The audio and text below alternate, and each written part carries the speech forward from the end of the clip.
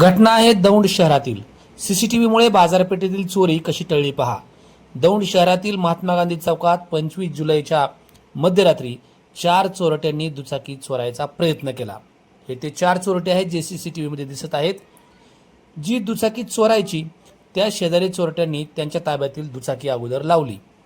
Handle lock तोडून दुचाकी चोरून न्यायची। तेवढ्यात एका चोराला कळलं की या ठिकाणी सीसीटीव्ही कॅमेरे आहेत। त्यानं खुणावलं।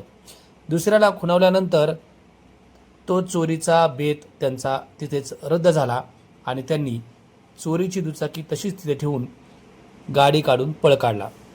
त्यानंतर एका दुचाकीवर बसून हे 4ही चोरटे भाजी मंडईच्या दिशेने निघून गेल्याचं सीसीटीव्हीमध्ये दिसत आहे। अर्थात ज्या चौकात चोरीचा प्रयत्न झाला त्या चौकात 2 मोठ्या सराफी पेढ्या, सुवर्णकारांची दुकानं, बँक, गोल्ड फायनान्सची कार्यालयं आणि दुकानं आहेत।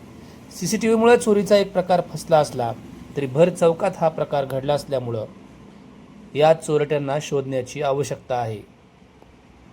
अलीकडच्या काही दिवसांमध्ये शहरातील भागाबरोबरच ग्रामीण भागातही भुरट्या चोऱ्यांचे प्रमाण वाढलेले आहे आणि त्यामुळेच नागरिकांमध्ये दहशत आहे।